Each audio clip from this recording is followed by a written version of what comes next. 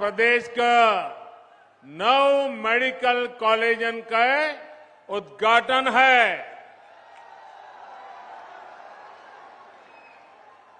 स्वस्थ और निरोग भारत का सपना पूरा कर बदे ये एक बड़ा कदम है।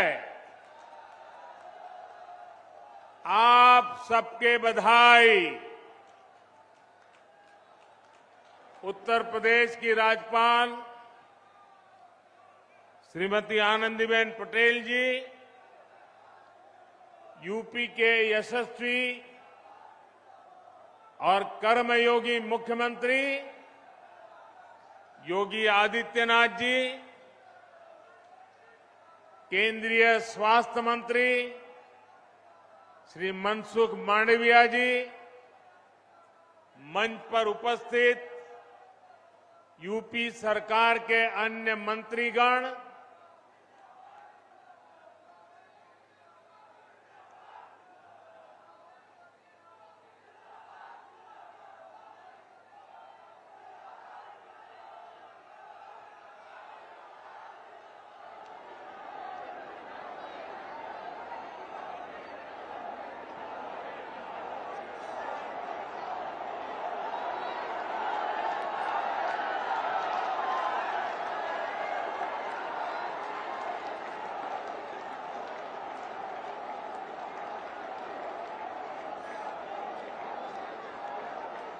संतोष हो गया?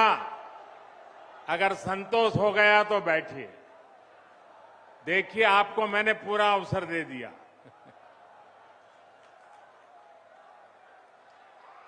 आपकी इच्छा हमारे सर आंखों पर।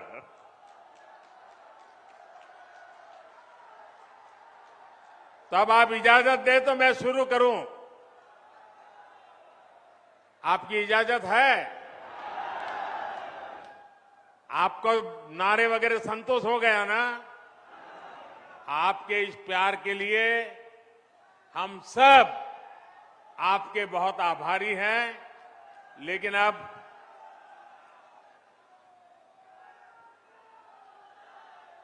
ये उत्साह अभी कई महीनों तक चला रहा है।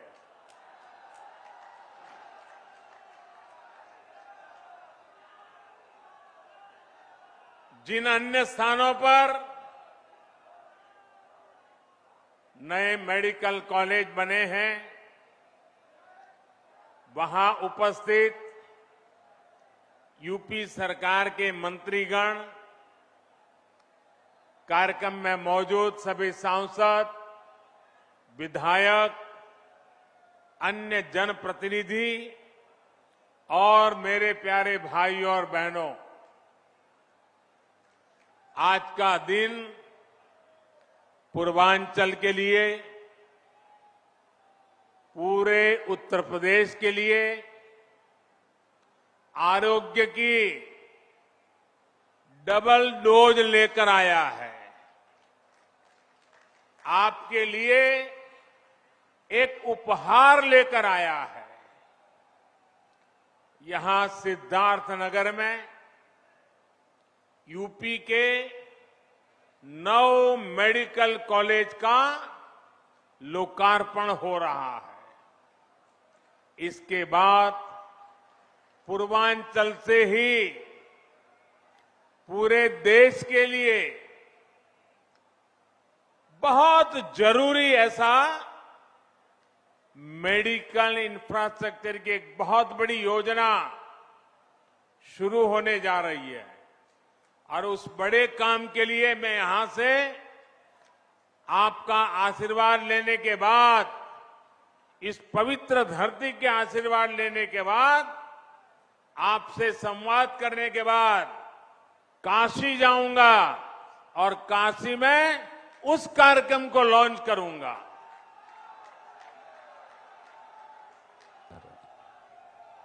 साथियों, तो काफी महत्वपूर्ण दिन आज केंद्र में जो सरकार है और खासकर सिद्धार्थ में किया था, यहाँ यूपी में जो सरकार है और वो अनेकों कर्म योगियों की दशकों की तपस्या का फल है। सिद्धार्थ नगर ने भी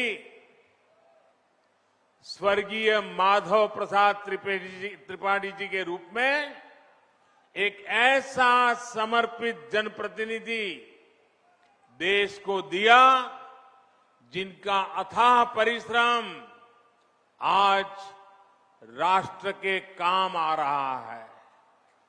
माधव बाबू ने राजनीति में कर्म योग की स्थापना के लिए पूरा जीवन खपा दिया। यूपी भाजपा के पहले अध्यक्ष के रूप में, केंद्र में मंत्री के रूप में उन्होंने विशेष रूप से पूर्वांचल के विकास की चिंता की। इसलिए सिद्धार्थ नगर के नए मेडिकल कॉलेज का नाम माधव बाबू के नाम पर रखना उनके प्रति सेवा भाव के प्रति सच्ची कार्यांजलि है। और इसके लिए मैं योगी जी को और उनकी पूरी सरकार को बधाई देता हूं। माधव बाबू का नाम यहां से पढ़कर निकलने वाले युवा डॉक्टरों को जन सेवा की निरंतर प्रेरणा भी देगा। भाइयों और बहनों, यूपी और पूर्वांचल में आस्था, अध्यात्म और सामाजिक जीवन से जुड़ी बहुत विस्तृत विरासत है। इस विरासत को स्वस्थ, सक्षम और समृद्ध उत्तर प्रदेश के भविष्य के साथ भी जोड़ा जा रहा है। आज जिन 9 जिलों में मेडिकल कॉलेज का लोकार्पण किया गया है, उनमें ये दिखता भी है। सिद्धार्थनगर में माधव प्रसाद त्रिपाठी मेडिकल कॉलेज, देवरिया में महर्षि देवरहा बाबा मेडिकल कॉलेज, गाजीपुर में महर्षि विश्वामित्र मेडिकल कॉलेज, मिर्जापुर में मां विंध्यवासिनी मेडिकल कॉलेज, प्रतापगढ़ में doctor Sonelal Patel medical college, एटा में वीरांगना अवंतीबाई लोधी मेडिकल कॉलेज, फतेहपुर में महान योद्धा अमर शहीद जोधा सिंह और ठाकुर दरिया सिंह के नाम पर मेडिकल कॉलेज, जौनपुर में उमानाथ सिंह मेडिकल कॉलेज और हरदोई, ऐसे कितने 9 मेडिकल कॉलेज। ये सभी मेडिकल कॉलेज अब पूर्वांचल के कोटि कोटि जनों की सेवा करने के लिए तैयार है। इन 9 नए मेडिकल कॉलेजों के निर्माण से करीब 2,500 नए बेड्स तैयार हुए हैं। 5,000 से अधिक डॉक्टर और पैरामेडिकल के लिए रोजगार के नए अवसर बने हैं। इसके साथ ही हर वर्ष सैकड़ों युवाओं के लिए मेडिकल की पढ़ाई का नया रास्ता खुला है। साथियों, जिस पूर्वांचल को पहले की सरकारों ने बीमारियों से जूझने के लिए छोड़ दिया था, वही अब पूर्वी भारत का मेडिकल हब बनेगा।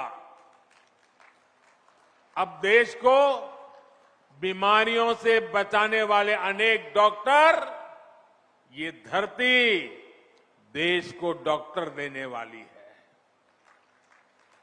जिस पूर्वांचल की छवि पिछली सरकारों ने खराब कर दी थी, जिस पूर्वांचल को दिमागी बुखार से हुई दुखों की वजह से बदनाम कर दिया गया था,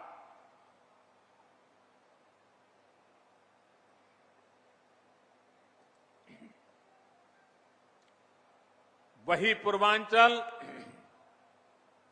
वही उत्तर प्रदेश पूर्वी भारत को सेहत का नया उजाला देने वाला है। साथियों, यूपी के भाई बहन भूल नहीं सकते कि कैसे योगी जी ने संसद में यूपी की बदहाल मेडिकल व्यवस्था की व्यथा सुनाई थी। योगी जी तब मुख्यमंत्री नहीं थे, वे एक सांसद थे और बहुत छोटी आयु के वो सांसद बने थे।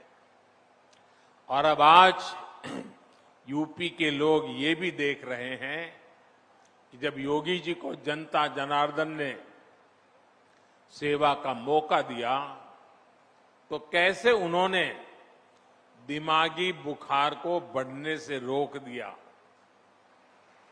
इस क्षेत्र के हजारों बच्चों का जीवन बचा लिया।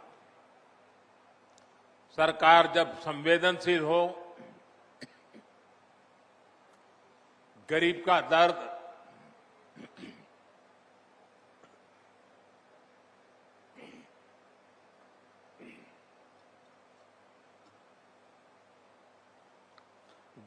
दर्द समझने के लिए मन में करुणा का भाव हो तो इसी तरह का काम होता है।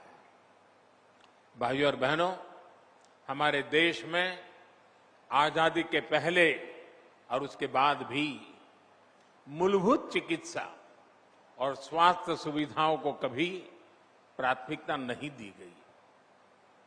अच्छा इलाज चाहिए, बड़े शहर जाना होगा।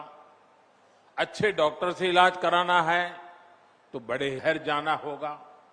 रात बिरात किसी की तबीयत खराब हो गई तो गाड़ी का इंतजाम करो और लेकर भागो शहर की तरफ। हमारे गांव देहात की यही सच्चाई रही है। गांवों के कस्बों में जिला मुख्यालय तक में बेहतर स्वास्थ्य सुविधाएं मुश्किल से ही मिलती थी। इस कष्ट को मैंने भी भोगा है, महसूस किया है।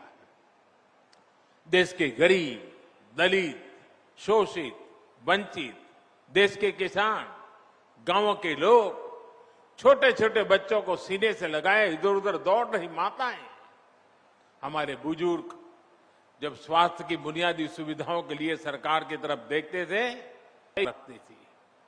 इसी निराशा को मेरे गरीब भाई बहनों ने अपनी नीति मान लिया था।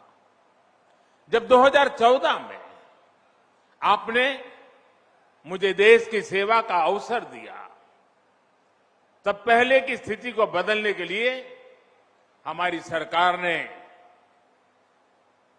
दिन रात एक कर दिए। जनमानस के कष्ट को समझते हुए, सामान्य मानवी की पीड़ा को समझते हुए, उसके दुख दर्द को साझा करने में हम भागीदार बने।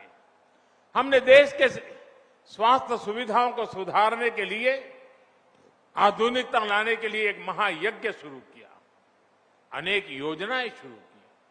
लेकिन मुझे इस बात का हमेशा अफसोस रहेगा कि यहां पहले जो सरकार थी उसने हमारा साथ नहीं दिया। विकास के कार्यों में वो राजनीति को ले आई, केंद्र की योजनाओं को यहां यूपी में आगे नहीं बढ़ने दिया गया। साथियों, यहां अलग अलग आयु वर्ग के बहन भाई बैठे हैं। क्या कभी किसी को याद पड़ता है, और याद पड़ता है तो मुझे बताना, क्या किसी को याद पड़ता है कि उत्तर प्रदेश के इतिहास में कभी एक साथ इतने मेडिकल कॉलेज का लोकार्पण हुआ हो? हुआ है कभी? नहीं हुआ है ना। पहले ऐसा क्यों नहीं होता था और अब ऐसा क्यों हो रहा है? इसका एक ही कारण है, राजनीतिक इच्छा शक्ति और राजनीतिक प्राथमिकता। जो पहले थे उनकी प्राथमिकता अपने लिए कमाना और अपने परिवार की तिजोरी भरना था। हमारी प्राथमिकता गरीब का पैसा बचाना, गरीब के परिवार को मूलभूत सुविधाएं देना। साथियों, बीमारी अमीर गरीब कुछ नहीं देखती है, उसके लिए तो सब बराबर होते हैं। और इसलिए इन सुविधाओं का जितना लाभ गरीब को होता है, उतना ही लाभ मध्यम वर्ग के परिवारों को भी होता है। साथियों, 7 साल पहले जो दिल्ली में सरकार थी और 4 साल पहले जो यहां यूपी में सरकार थी, वो पूर्वांचल में क्या करते थे? जो पहले सरकार में थे वो वोट के लिए नहीं, डिस्पेंसरी की कहीं छोटे छोटे अस्पताल की घोषणा करके बैठ जाते थे। लोग भी उम्मीद लगाए रहते थे, लेकिन सालों साल तक या तो बिल्डिंग ही नहीं बनती थी, बिल्डिंग होती थी तो मशीन नहीं होती थी, दोनों हो गई तो डॉक्टर और दूसरा स्टाफ नहीं होता था। ऊपर से गरीबों के हजारों करोड़ रुपए लूटने वाली भ्रष्टाचार की साइकिल, ये भ्रष्टाचार की साइकिल 24 घंटे अलग से चलती रहती थी। दवाई में भ्रष्टाचार, एम्बुलेंस में भ्रष्टाचार, नियुक्ति में भ्रष्टाचार, ट्रांसफर पोस्टिंग में भ्रष्टाचार। इस पूरे खेल में यूपी में कुछ परिवारवादियों का तो खूब भला हुआ। भ्रष्टाचार की साइकिल तो खूब चली, लेकिन उसमें पूर्वांचल और यूपी का सामान्य परिवार पिसता चला गया। सही ही कहा जाता है, जाके पावन फटी बिवाई, जाके पावन फटी बिवाई, वो क्या जाने पीर पर आई। साथियों, बीते वर्षों में डबल इंजन की सरकार ने हर गरीब तक बेहतर स्वास्थ्य सुविधाएं पहुंचाने के लिए बहुत ईमानदारी से प्रयास किया है, निरंतर काम किया है। हमने देश में नई स्वास्थ्य नीति लागू की ताकि गरीब को सस्ता इलाज मिले और उसे बीमारियों से भी बचाया जा सके। यहां यूपी में भी 90 लाख मरीजों को आयुष्मान भारत के तहत मुफ्त इलाज मिला है। इन गरीबों के आयुष्मान भारत की वजह से करीब करीब 1000 करोड़ रुपए इलाज में खर्च होने से बचे हैं। आज हजारों जन औषधि केंद्रों से बहुत सस्ती दवाएं मिल रही हैं। कैंसर का इलाज, डायलिसिस और हार्ट की सर्जरी तक बहुत सस्ती हुई है। शौचालय जैसी सुविधाओं से अनेक बीमारियों में कमी आई है। यही नहीं, देश भर में बेहतर अस्पताल कैसे बने और उन अस्पतालों में बेहतर डॉक्टर और दूसरे मेडिकल स्टाफ कैसे उपलब्ध हो, इसके लिए बहुत बड़े और लंबे विजन के साथ काम किया जा रहा है। अब अस्पतालों का, मेडिकल कॉलेजों का भूमि पूजन भी होता है और उनका तय समय पर लोकार्पण भी होता है।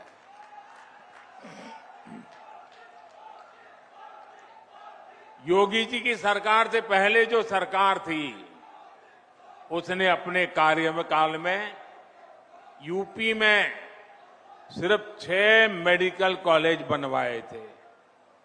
योगी जी के कार्यकाल में 16 मेडिकल शुरू हो चुके हैं और 30 नए मेडिकल कॉलेजों पर तेजी से काम चल रहा है। रायबरेली और गोरखपुर में बन रहे एम्स तो यूपी के लिए एक प्रकार से बोनस है। भाई और बहनों, मेडिकल कॉलेज सिर्फ बेहतर इलाज ही नहीं देते, बल्कि नए डॉक्टर, नए पैरामेडिक्स का भी निर्माण करते हैं। जब मेडिकल कॉलेज बनता है तो वहां पर विशेष प्रकार के laboratory training centre, nursing unit, medical unit और रोजगार के अनेक नए साधन बनते हैं। दुर्भाग्य से पहले के दशकों में देश में डॉक्टरों की कमी को पूरा करने के लिए राष्ट्रव्यापी रणनीति पर काम ही नहीं हुआ। अनेक दशक पहले मेडिकल कॉलेज और मेडिकल शिक्षा की देखरेख के लिए जो नियम कायदे बनाए गए थे, जो संस्थाएं बनाई गई, वो पुराने तौर तरीकों से ही चल रही थी। ये नए मेडिकल कॉलेज के निर्माण में बाधक भी बन रही थी। बीते 7 सालों में एक के बाद एक हर ऐसी पुरानी व्यवस्था को बदला जा रहा है जो मेडिकल शिक्षा की राह में रुकावट बन रहा है। इसका परिणाम मेडिकल सीटों की संख्या में भी नजर आता है। 2014 से पहले हमारे देश में मेडिकल की सीटें 90,000 से भी कम थी। बीते 7 वर्षों में देश में मेडिकल की 60,000 नई सीटें जोड़ी गई हैं। यहां उत्तर प्रदेश में भी 2017 तक सरकारी मेडिकल कॉलेजों में मेडिकल की सिर्फ 1900 सीटें थी, जबकि डबल इंजन की सरकार में पिछले 4 साल में ही 1900 नई सीटों से ज्यादा मेडिकल सीटों की बढ़ोतरी की गई है। साथियों, मेडिकल कॉलेजों की संख्या बढ़ने का, मेडिकल सीटों की संख्या बढ़ने का एक महत्वपूर्ण पहलू ये भी है कि यहां के ज्यादा से ज्यादा युवा डॉक्टर बनेंगे। गरीब मां के बेटे और बेटी को भी अब डॉक्टर बनने में और आसानी होगी। सरकार के निरंतर प्रयास का परिणाम है कि आजादी के बाद 70 वर्षों में जितने डॉक्टर पढ़ लिख कर निकले, उससे ज्यादा डॉक्टर हम अगले 10-12 वर्षों में तैयार कर पाएंगे। साथियों, युवाओं को देश भर में अलग अलग एंट्रेंस टेस्ट की टेंशन से मुक्ति दिलाने के लिए वन नेशन वन एग्जाम को लागू किया गया है। इससे खर्च की भी बचत हुई है और परेशानी भी कम हुई है।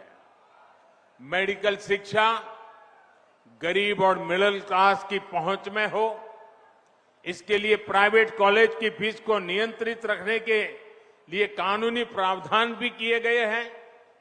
स्थानीय भाषा में मेडिकल की पढ़ाई ना होने से भी बहुत दिक्कतें आती थी।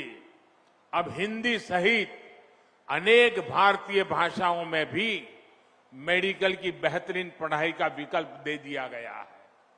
अपनी मातृभाषा में जब युवा सीखेंगे तो अपने काम पर उनकी पकड़ भी बेहतर होगी।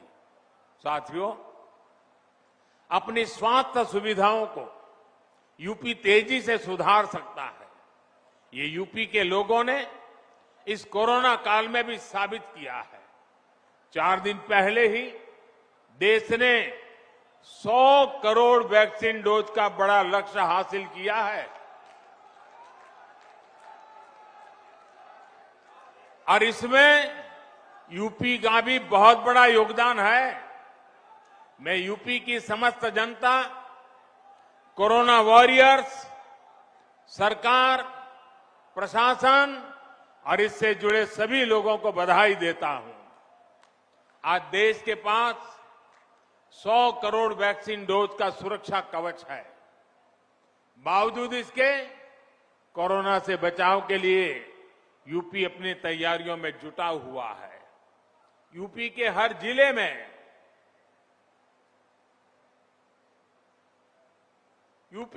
जिले में कोरोना से निपटने के लिए बच्चों की केयर यूनिट या तो बन चुकी है या तेजी से बन रही है।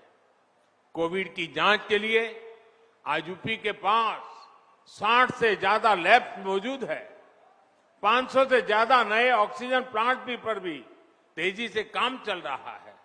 साथियों, यही तो सबका साथ, सबका विकास, सबका विश्वास और सबका प्रयास, यही तो उसका रास्ता है। जब सभी स्वस्थ होंगे, जब सभी को अवसर मिलेंगे, तब जाकर सबका प्रयास देश के काम आएगा। दीपावली और छठ का पर्व इस बार पूर्वांचल में आरोग्य का नया विश्वास लेकर आया है। ये विश्वास तेज विकास का आधार बने, इसी कामना के साथ नए मेडिकल कॉलेज के लिए पूरे यूपी को फिर से बहुत बहुत बधाई और धन्यवाद देता हूं। आप भी इतनी बड़ी तादाद में हमें आशीर्वाद देने के लिए आए, इसलिए मैं विशेष रूप से आपका आभार व्यक्त करता हूं। बहुत बहुत धन्यवाद।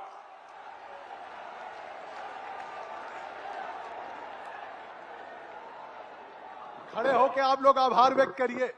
मोदी मोदी मोदी, जोरदार तालियों से आभार व्यक्त करिए। आज मेडिकल कॉलेज की सौगात